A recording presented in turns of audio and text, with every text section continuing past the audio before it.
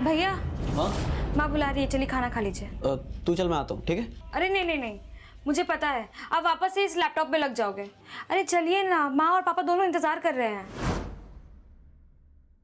तू चल, मैं आ रहा हूँ, बस 2 मिनट में आ रहा हूँ, ठीक है? जल्दी आना। हाँ हाँ हाँ।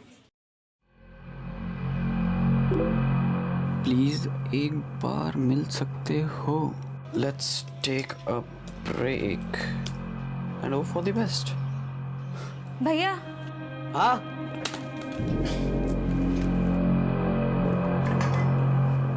क्या बात है भैया, किससे बातें कर रहे थे? मेरे लिए भाभी मिल गई? नहीं रे पगली, जीजा ढूंढ रहा था। वो क्या है ना, तेरी उम्र हो गई है शादी की। अपनी उम्र देखिए, मेरी उम्र है।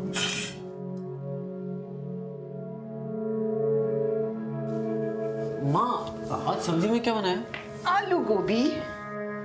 आलू गोभी? पर मैं तो पनीर। अरे पनीर ला के देगा तब तो बनाऊंगी ना। कितनी बार बोला है कि अगर पनीर खानी हो तो हरिदास डेयरी से पनीर लेके आ जाया कर, लेकिन नहीं। लेकिन माँ शाम को तो भैया पनीर लेकर आए थे। क्या? पनीर लाया था? अच्छा कोई बात नहीं, कल बना दूंगी, ठीक है? मालती, लगता है तेरी दवा असर ना कर रही है। तू फिर सब कुछ भूलने लग गई। कल मेरे साथ डॉक्टर के पास चल तू। नहीं जी, मैं आपके साथ डॉक्टर के यहाँ नहीं जाऊंगी, मुझे ले जाएगा प्रमोद।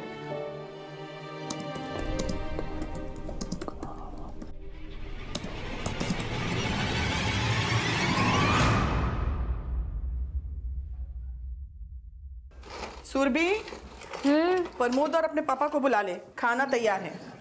लेकिन माँ भैया अभी तक घर ही नहीं आए हैं। अच्छा, तो मैं भूल गई। प्रमोद अभी तक नहीं आया? नहीं। आप जिस नंबर को डायल कर रहे हैं वो इस समय स्विच ऑफ है।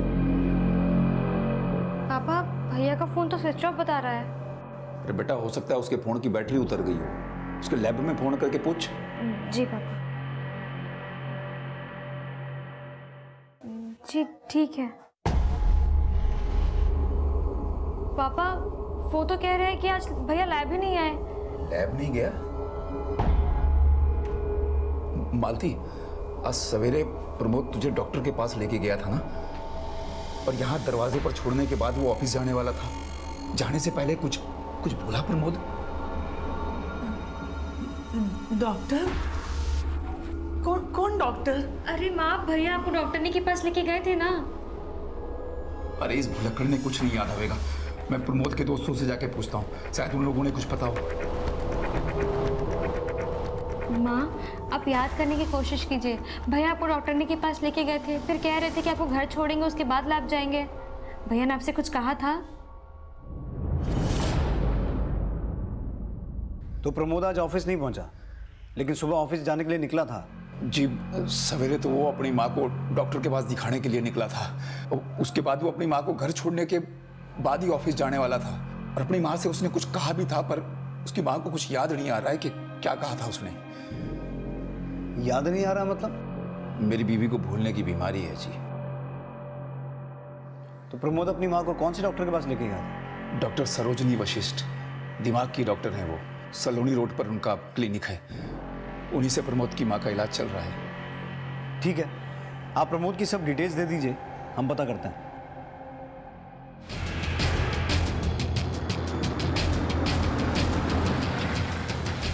सर, प्रमोद हमारे यहाँ लैब टेक्नीशियन है। सुबह फ़ोन करके उसने मुझसे छुट्टी मांगी थी। सर, बहुत ज़रूरी काम है, आप प्लीज़ एडजस्ट कर लीजिएगा।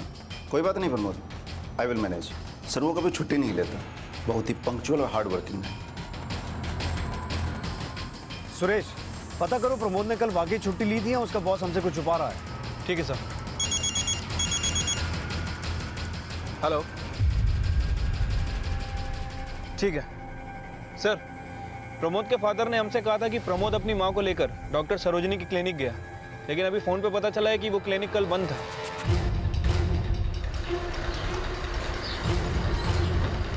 वही तो मैं कह रही हूँ कि प्रमोद मुझे कोई डॉक्टरनी के पास लेके नहीं गया था, लेकिन ये लोग कह रहे हैं कि वो मुझे डॉक्टरनी के पास लेके गया था। माँ, भैया मेरे सामने आपको ऑटो में क्लिनिक लेकर गए थे। लेकिन क्लिनिक कल बंद था। आपको पता है प्रमोद कल कहाँ गया था? सर जी, मैंने आपको बताया था ना कि मेरी बीवी को भूलने की बीमारी से। तो आप में से किसी को कोई आइडिया है कि प्रमोद कल ऑफिस से छुट्टी लेके कहाँ जाने वाला था? हाँ त्यागी, सर करनाल पुलिस को करनाल हाईवे पे एक डेड बॉडी मिली है। उन्होंने उसकी फोटो सारे पुलिस स्टेशन में सर्कुलेट कर दी है। उसका फोटो इधर भी भेज दो। Okay sir.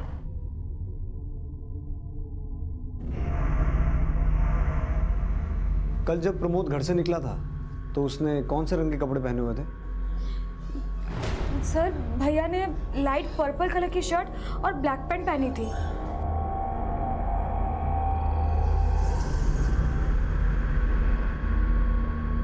सुरेंद्र जी, हमें करनाल हाईवे पे एक लाश मिली है। क्या ये प्रमोद?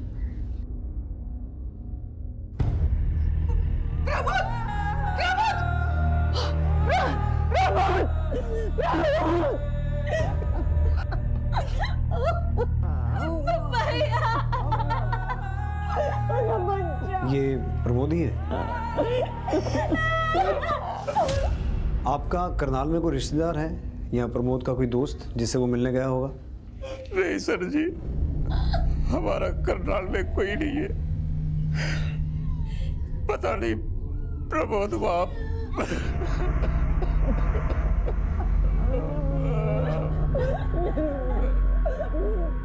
ये बॉडी हमारी पेट्रोलिंग टीम को हाईवे के पास पड़ी मिली थी।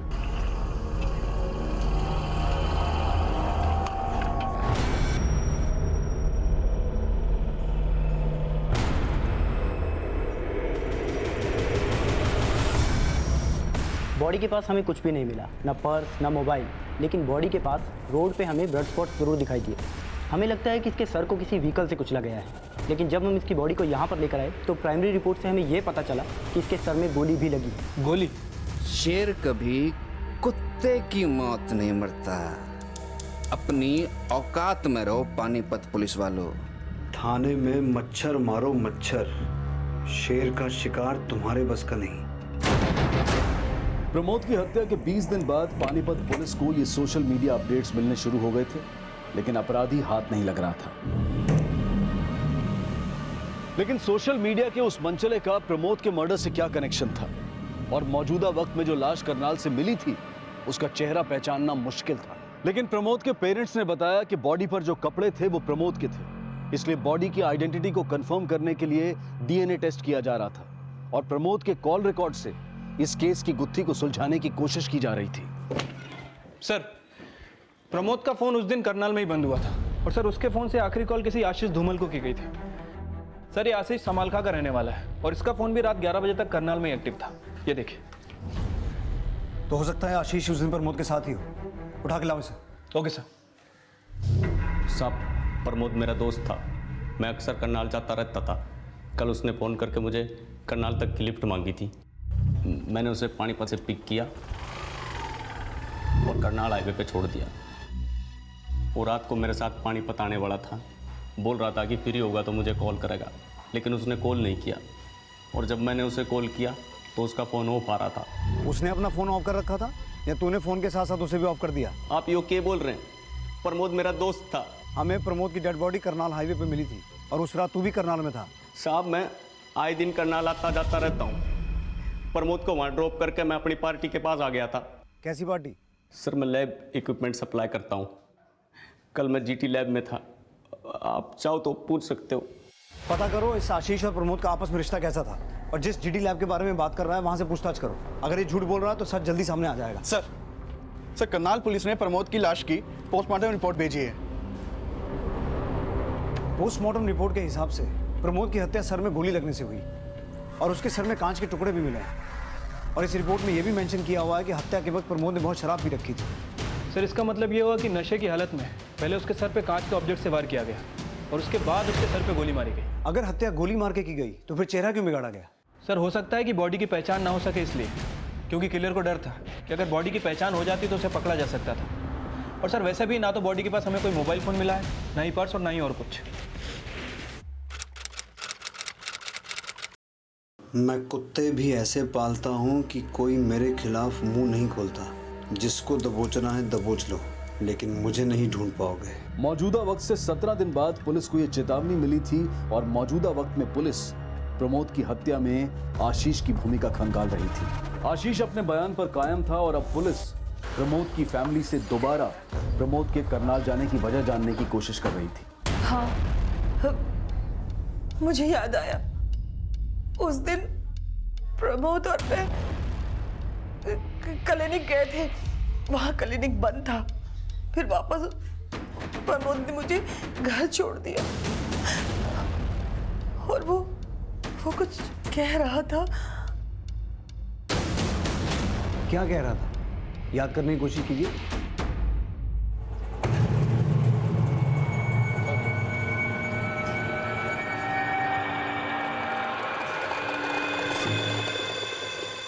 हाँ, वो कह रहा था कि मेरा लैपटॉप चार्जिंग पे लगा देना, मैं रात को लेट आऊंगा। भैया ने लैपटॉप चार्ज पे लगाने के लिए कहा, लेकिन भैया तो ऑफिस लेके जाते थे लैपटॉप। लेकिन उस दिन तो वो ऑफिस गया ही नहीं। उसने आपसे ये कहा था कि वो करनाल जाने वाला है।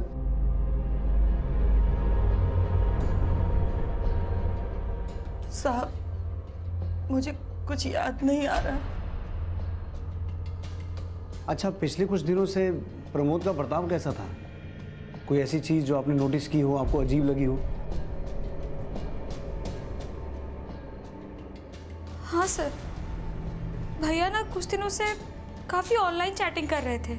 किससे चैटिंग कर रहे थे? ये तो मुझे नहीं पता सर, लेकिन मुझे लगा था। भैया। हाँ? किससे बातें कर रहे थे?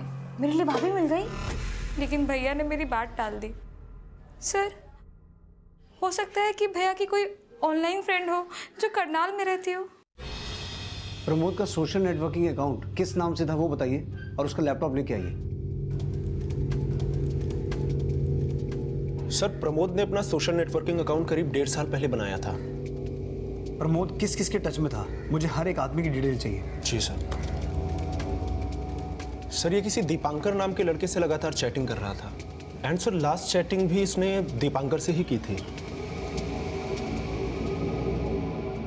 फिदा नहीं फना कहते हैं, जो कह न सके उसको जुबां कहते हैं।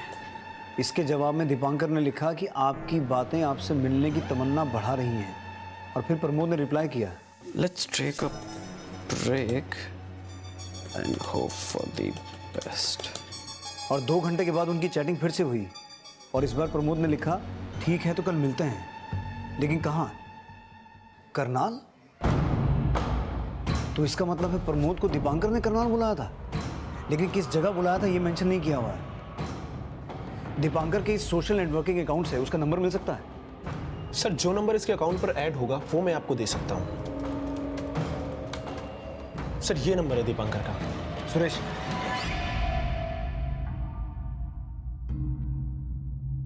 आप जिस नंबर को डायल कर रहे हैं वो इस समय स्विच्ड ऑफ है। सर, नंबर बंद है। ये नंबर सर्विलेंस में डालो, इसके कॉल रिकॉर्ड्स निकालो। मुझे दीपांकर की हर एक डिटेल चाहिए। जी सर। हो सकता है प्रमोद की हत्या में दीपांकर का ही हाथ है, और ये भी हो सकता है कि प्रमोद की फैमिली इस दीपांकर को जानती हो।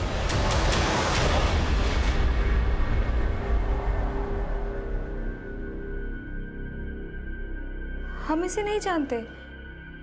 भैया के मुंह से कभी किसी दीपांकर का नाम नहीं सुना सर।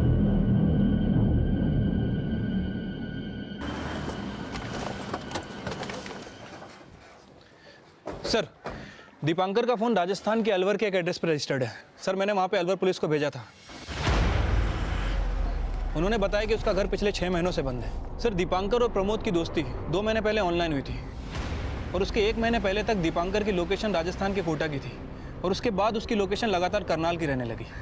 इसका मतलब है दीपांकर का करनाल में कोई ठिकाना होगा जहाँ उसने प्रमोद को बुलाया था। हो सकता है सर। मैंने कोटा पुलिस और करनाल पुलिस दोनों जगह दीपांकर की फोटो को भेज दिया है। सर, ये दीपांकर के कॉल रिकॉर्ड से एक नया नंबर सामने आया है, किसी मधुबाला का है।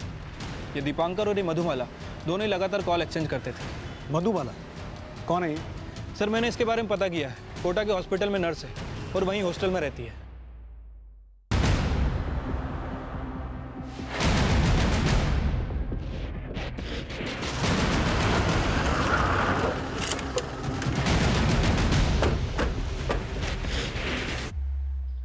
मधुबाला।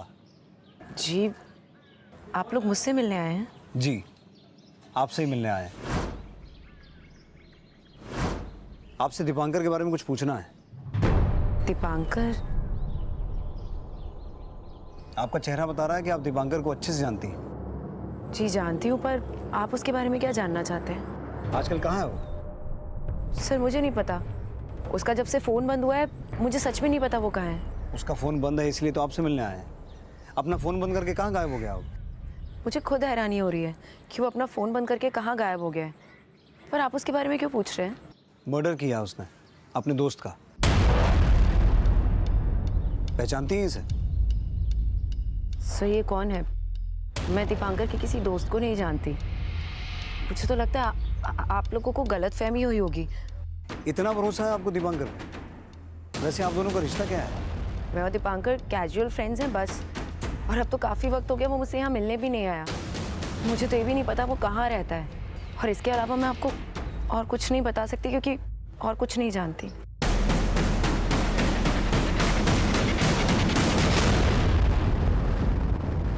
सुरेश सर, इस लड़की मधुबाला की पूरी डिटेल निकालो। मुझे ऐसा लगता है ये हमसे झूठ बोल रही है। ठीक है सर।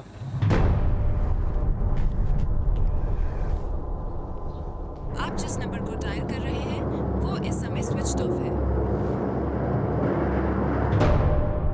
दीपांकर का फोन 1 महीना पहले तक कोटा में एक्टिव था और मधुबाला का हॉस्टल भी कोटा में ही है। कोटा पुलिस से हमें दीपांकर के बारे में कोई लीड मिली है? नहीं सर, फिलहाल तो कोई लीड नहीं मिली। कोटा, चुरू, सोनीपत, बागपत, हर जगह धूल चटवाई है तुम्हें। अब तो मान लो शेर को पकड़ना मुश्किल ही नहीं नामुमकिन है। ये चैलेंज पुलिस को मौजूदा वक्त से 13 दिन बाद मिला था और मौजूदा वक्त में प्रमोद मर्डर केस के प्राइम सस्पेक्ट दीपांकर का चौंका देने वाला इतिहास सामने आया था। सर, ये दीपांकर तो बहुत ही पहुंचा हुआ क्रिमिनल निकला। अर्बल पुलिस ने इसके बारे में सारी इन्फॉर्मेशन भेजी। सर कुछ महीने पहले शराब बेचने का धंधा करता था। सर कॉन्ट्रैक्ट किलर है। राजस्थान के बहुत सारे बिजनेसमैन को धमकाने का आरोप लगा हुआ है। और सर एक अलवर के बिजनेसमैन को मारने का आरोप भी है। और सर डीएनए रिपोर्ट से कंफर्म हो गया कि जो लाश करनाल के हाईवे पर मिली थी वो प्रमोद की है। अगर दीपांकर एक कॉन्ट्रैक्ट किलर है और उसी ने प्रमोद को मारा है तो एक कॉन्ट्रैक्ट किलर मामूली से लैब टेक्नीशियन को क्यों मारेगा?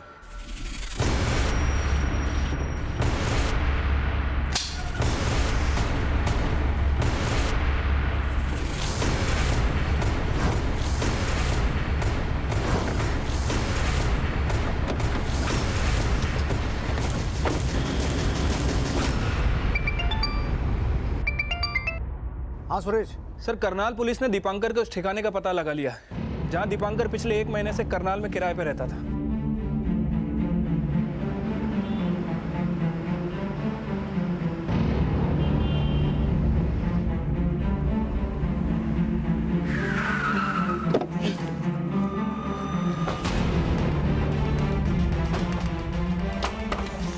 ताला तोड़ो।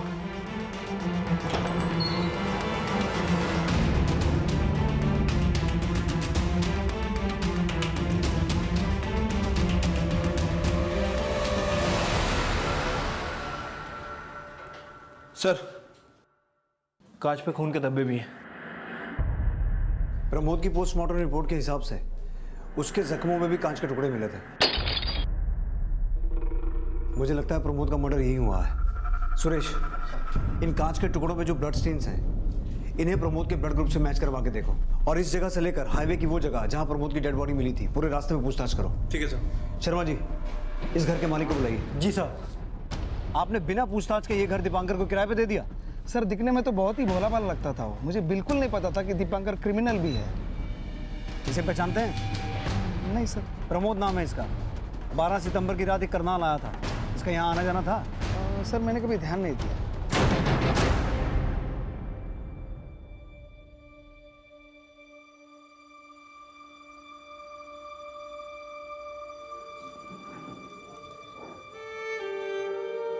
माँ खाना खा लीजिए। माँ आपके खाना नहीं खाने से भैया वापस तो नहीं आ जाएंगे ना? वो वापस नहीं आएगा, यही सोच के तो मेरी जान निकली जा रही है।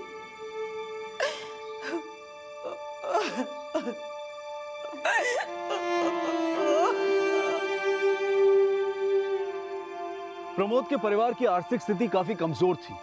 प्रमोद के अलावा घर में कमाने वाला कोई नहीं था और उसके जाने के बाद यह परिवार काफी नाजुक हालत में आ पहुंचा था। लेकिन सवाल यह था कि प्रमोद जैसे लैब टेक्नीशियन की हत्या का दीपांकर से क्या कनेक्शन था? प्रमोद की हत्या का मोटिव क्या था? क्या दीपांकर ने प्रमोद को मारने की सुपारी ली थी? लेकिन किससे? और क्या वजह थी कि दीपांकर ने सोशल मीडिया पर प्रमोद से दोस्ती की थी? क्या यह कोई षड्यंत्र था? इन सारे सवालों के जवाब दीपांकर की तलाश पर निर्भर थे और इसी बीच दीपांकर के करनाल वाले घर से मिले ब्लड स्टेन्स की फॉरेंसिक रिपोर्ट आई। सर, दीपांकर के करनाल वाले घर में जो खून के धब्बे मिले थे वो प्रमोद के ब्लड ग्रुप से मैच करते हैं। प्रमोद को दीपांकर के घर पे मारा गया और उसके बाद उसे हाईवे पे ले जाकर डंप कर दिया गया। मर्डर करके बॉडी डंप कर देना अकेले दीपांकर ने तो नहीं किया होगा। हो सकता है उस रात उसके साथ कोई और भी रहा हो। और सर, दीपांकर के कॉल रिकॉर्ड से बहुत सारे नंबर सामने आए हैं जिन्हें फेक आईडी देकर खरीदा गया था, लेकिन फिलहाल सारे नंबर बंद हैं। सर, कहीं ऐसा तो नहीं कि यही लोग दीपांकर की गैंग के हों? लेकिन सुरेश, एक बात मुझे शुरू से खटक रही है। प्रमोद जैसा मामूली सा लैब टेक्नीशियन दीपांकर जैसे अपराधी से ऑनलाइन चैटिंग क्यों कर रहा था? कहीं ऐसा तो नहीं कि प्रमोद का दीपांकर के अपराधों से कोई कनेक्शन हो और यही उसकी मौत की वजह बना? इस प्रमोद की भी पूरी हिस्ट्री निकालो। सर मैंने मधुबाला के कॉल रिकॉर्ड चेक किए। सर, मधुबाला का नंबर पिछले दिनों करनाल में एक्टिव रहता था। सर, मधुबाला के कॉल रिकॉर्ड में 3 नंबर ऐसे हैं जो फेक आईडी के हैं और इन नंबर से अक्सर मधुबाला को कॉल किया जाता था, जो कि अभी बंद है। आप लोग मुझे कहाँ लेकर जा रहे हैं? कुछ तो बताइए। मैंने कुछ भी नहीं किया है। कम से कम मेरी बात तो सुनिए। मैं कहाँ, क्यों लेकर जा रहे हैं मुझे? अरे सर, मैं नहीं जानती दीपांकर कहाँ है, मेरा भरोसा कीजिए। इन नंबर से तुम्हें कई बार कॉल हुए हैं। किन के नंबर से हैं? अब बोलोगी या हम तरीका बदलें? सर, मैं नहीं जानती। हो सकता है दीपांकर ने कॉल किया हो। उसका फ़ोन बंद होने के बाद उसने मुझे 1-2 बार दूसरे नंबरों से भी फ़ोन किया था। 1-2 बार नहीं, कई बार। और तुम्हारा फ़ोन करनाल में भी एक्टिव था, जहां दीपांकर ने प्रमोद का मर्डर किया। ये है प्रमोद। तुम्हारा इसके मर्डर से क्या कनेक्शन है? सर, मेरा कोई कनेक्शन नहीं है और मैं इसे जानती तक नहीं। दीपांकर के गैंग के बाकी मेंबर्स को तो जानती होगी। Sir, Dipankar gang? सर, मैं सिर्फ दीपांकर को जानती हूँ और उसका कोई गैंग नहीं है। वो तो अपना फैमिली बिजनेस संभाल रहा था। किडनैपिंग, एक्सटॉर्शन, कॉन्ट्रैक्ट किलिंग, ये सब धंधे हैं उसके। कहीं ऐसा तो नहीं कि तुम्हारा भी उसके धंधों से कोई लेना देना हो? मेरा कुछ लेना देना नहीं है किसी भी चीज़ से। मुझे तो लगता था कि वो बहुत अच्छे खानदान से है, अपना फैमिली बिजनेस संभालता है। मुझे नहीं पता था कि वो झूठ बोल रहा था मुझसे। चलो मान लिया कि उसने तुमसे झूठ बोला, लेकिन दीपांकर जैसे क्रिमिनल से तुम्हारी दोस्ती हुई कैसे? सर, करीब 1.5 साल पहले मैं रुड़की के एक हॉस्पिटल में नर्स थी। दीपांकर अपने पापा के कैंसर का इलाज कराने वहाँ आया था। काफ़ी वक्त तक मैंने उसके पापा की देखभाल की, पर कैंसर होने की वजह से वो ज़्यादा वक्त तक जी नहीं पाए। उनकी डेथ के बाद दीपांकर काफ़ी टूट सा गया था। उसी वक्त हमारी फ्रेंडशिप हुई। मतलब तुम उसे 1.5 साल से जानती हो, तो ये भी जानती होगी कि वो इस वक्त कहाँ है? सर, मैं नहीं जानती। सर, ये भी मुझे अभी पता चल रहा है आप लोगों से कि वो क्रिमिनल था। देखो मधुबाला, अगर दीपांकर के बारे में कुछ भी जानती हो तो सच सच बता दो। सर, मेरा भरोसा कीजिए, मुझे सच में नहीं पता दीपांकर का। मुझे सच में नहीं पता। क्या दीपांकर वाकई मधुबाला को अपने प्यार के जाल में फंसाकर उसे अंधेरे में रख रहा था? मधुबाला बार बार पुलिस से कह रही थी कि वो दीपांकर की आपराधिक छवि से बेखबर थी, लेकिन दीपांकर ने दोस्ती तो प्रमोद से भी की थी। तो क्या प्रमोद दीपांकर की आपराधिक छवि के बारे में जानता था? प्रमोद और दीपांकर की दोस्ती से दुश्मनी का ये राज अभी बेपर्दा होना बाकी था और इसी बीच पुलिस को दीपांकर से जुड़ी एक और अहम जानकारी मिली। सर, कोटा पुलिस का फोन था। दीपांकर के कोटा वाले घर का पता चल गया, जहां दीपांकर रहा करता था। कोटा चलने की तैयारी करो।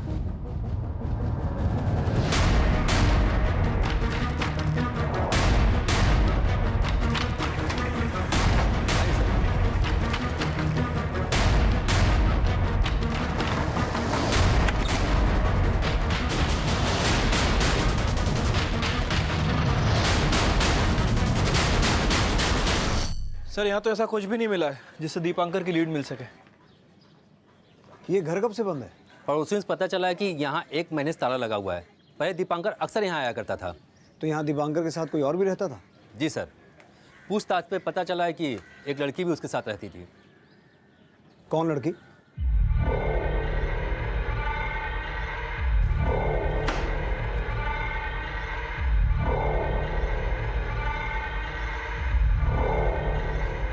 पापा, ये पैसे कहाँ से लाई तू? भैया के बॉस का फोन आया था, उन्होंने मुझे लैब बुलाया था। ये भैया की आखिरी सैलरी है।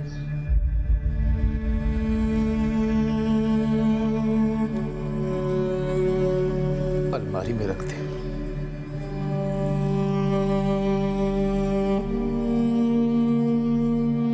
माँ, ये रही इस मंथ की सैलरी और ये रहा आपके लिए गिफ्ट। अरे बेटा, लेकिन इसकी क्या जरूरत थी? वैसे ही तेरे ऊपर घर के सारे खर्चे हैं, ऊपर से घर की लोन भी तू ही भरता है, फिर ये सब की क्या जरूरत थी बेटा? आप ना बहुत टेंशन लेते हो, आप ना थोड़ा रिलैक्स करो।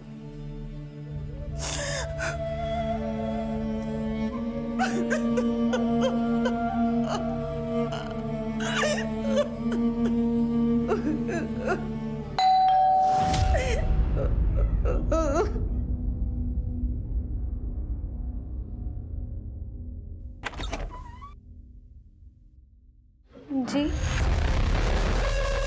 पानीपत पुलिस वालों, तुम्हारी हिम्मत कैसे हुई एक निर्दोष लड़की को अरेस्ट करने की? सर, दीपांकर प्रमोद से जिस सोशल मीडिया अकाउंट से बात किया करता था वो दोबारा एक्टिव हो गया है। और सर, इसने इस बार ये पोस्ट किया है अंबाला से। पानीपत पुलिस वालों, तुम्हारी हिम्मत कैसे हुई एक निर्दोष लड़की को अरेस्ट करने की? मधुबाला को अभी के अभी छोड़ दो, वरना अंजाम बहुत बुरा होगा। सर, मैंने अंबाला पुलिस को इसकी लोकेशन अपडेट कर दी है।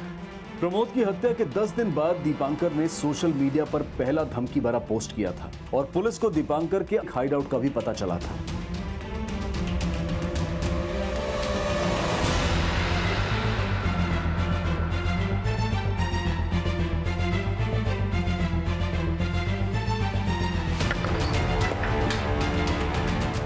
सुरेश, अंदर चेक करो।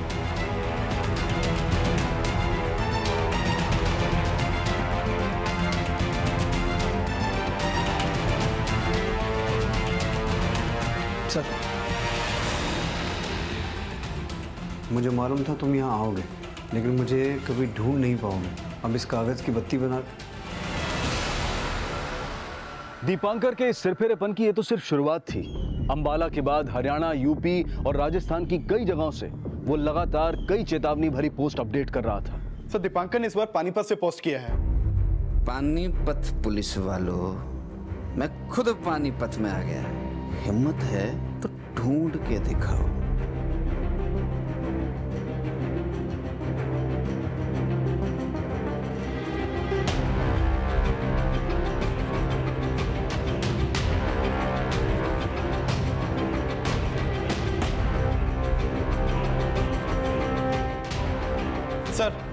सर, दीपांकर ने एक और पोस्ट किया है।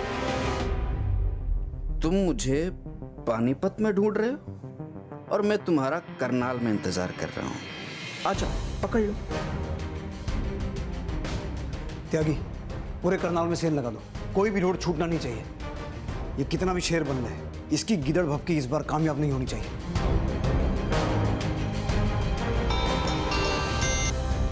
हाँ बोलो सुरेश।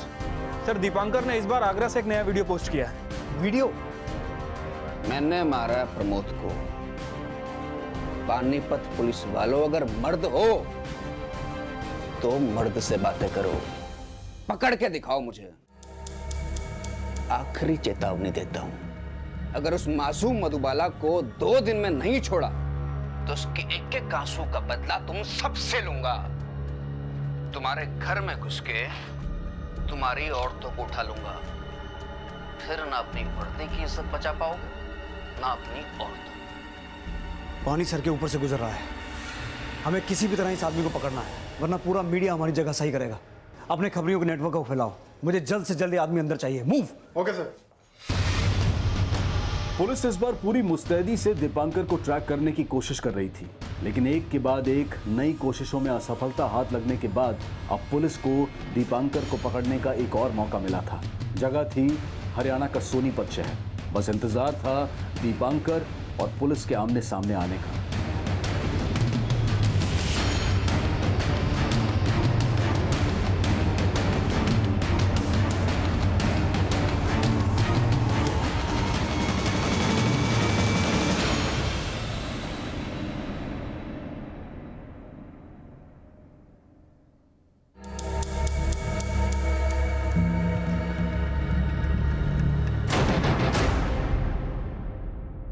Suresh, be alert.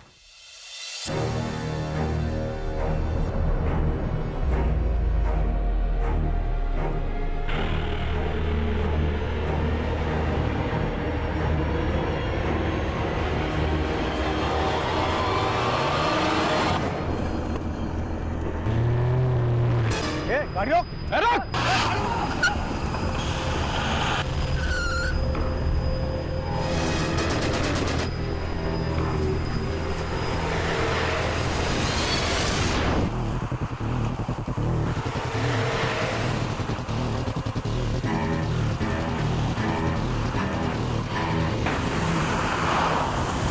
तेज चला।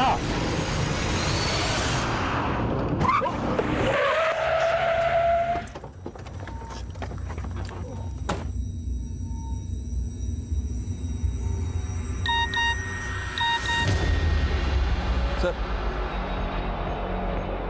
हाथ को आया पर मुंह ना लगा। अब मैं चला विदेश, कभी ना पकड़ पाओगे मुझे। एक कुख्यात अपराधी अब विदेश भागने की फिराक में था और अब पुलिस ने अपने खबरी नेटवर्क को और भी सक्रिय कर दिया था। और कुछ दिनों बाद पुलिस को दीपांकर की एक और सूचना मिली। हाँ अशोक, बोल। साहब, सोनीपत से यूपी के गाजीपुर में एक चांस मार सकते हो। चांस नहीं मारना अशोक, सीधे दबोचना है उसे। खबर बोल। दीपांकर उसके गैंग ने गाजीपुर में एक सुपारी ली है साहब, और आज रात वो किसी का मर्डर करने वाले हैं। उससे पहले हम उसे खत्म कर देंगे। तू ठिकाना बता उसका।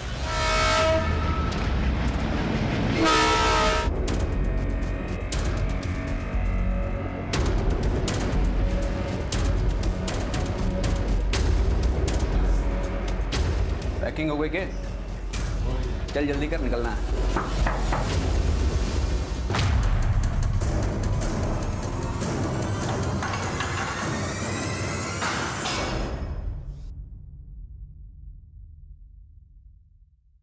शेर तो कभी मुर्गा नहीं बनता।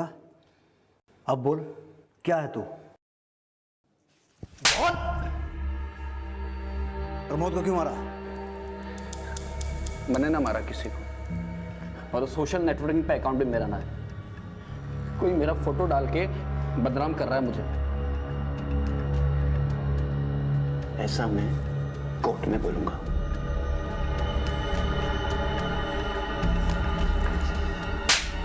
घास छाना ना बना है। तेरी सहेली है ना मधुबाला, सब कुछ उगल चुकी है। सर, मधुबाला की हिस्ट्री खोद के निकाली है। 7 साल पहले अंबाला के एक इंस्टीट्यूट में ये नर्सिंग का कोर्स कर रही थी, और सर प्रमोद भी उसी इंस्टीट्यूट में लैब टेक्नीशियन का कोर्स कर रहा था। मतलब मधुबाला प्रमोद को पिछले 7 साल से जानती थी? तो हो सकता है प्रमोद के घर वाले भी मधुबाला को जानते हो। जी, इसे पहचानती है? ये भैया की बहुत अच्छी दोस्त थी। भैया इसे शादी भी करना चाहते थे। करीब 7 साल पहले की बात है। मैंने उसे अपनी फैमिली से भी मिलवाया था, पर मेरे पापा को पसंद नहीं आया। प्रमोद की फाइनेंशियल हालत ठीक नहीं थी। पापा को लगता था कि वो मुझे कभी खुशी नहीं रख पाएगा। आई एम सॉरी प्रमोद, पापा हमारी शादी नहीं होने देंगे। उसके बाद रुड़की में मेरी जॉब लग गई, हॉस्पिटल में। वहाँ मैं दीपांकर से मिली और हम लोग काफ़ी अच्छे दोस्त बन गए। सर, पापा को वो बहुत पसंद आया। उसके पास घर था, गाड़ी थी। पापा को लगता था वो मुझे बहुत खुश रखेगा, पर सर हम ये नहीं जानते थे कि वो एक क्रिमिनल है। लेकिन तुम्हारे एक्स बॉयफ्रेंड प्रमोद की उससे दोस्ती कैसे हुई?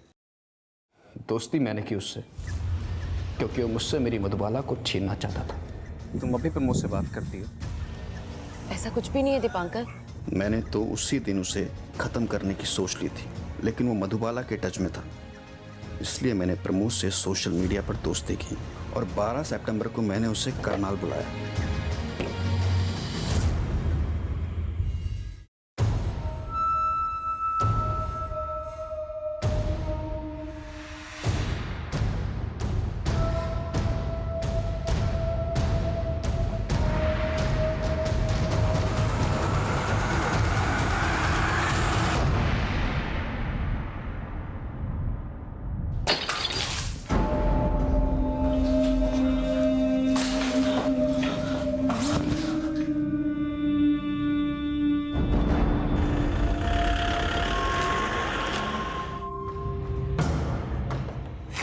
अरे तू क्यों रो रही है?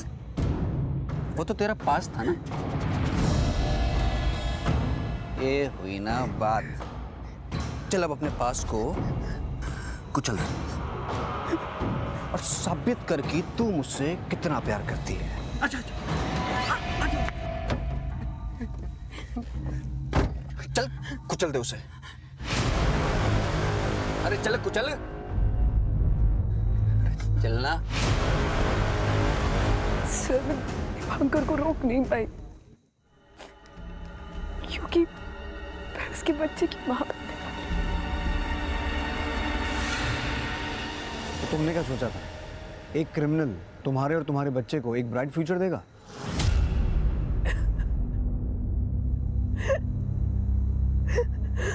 झूठी चकाचौंध को देखकर हम अक्सर बुरे को अच्छा समझने की भूल कर बैठते हैं। दोस्ती, प्यार, शादी ये ऐसे रिश्ते हैं जिनका फैसला बहुत सोच समझ कर लिया जाता है। इसी विचार के साथ अब मैं अनूप सोनी आपसे विदा लेता हूं। फिर मुलाकात होगी अगले एपिसोड में एक और चौंका देने वाले केस के साथ। तब तक अपना और अपने परिवार का ख्याल रखें और देखते रहें क्राइम पेट्रोल सिटी क्राइम्स। सबक एक को सीख हम सबको। जय हिंद।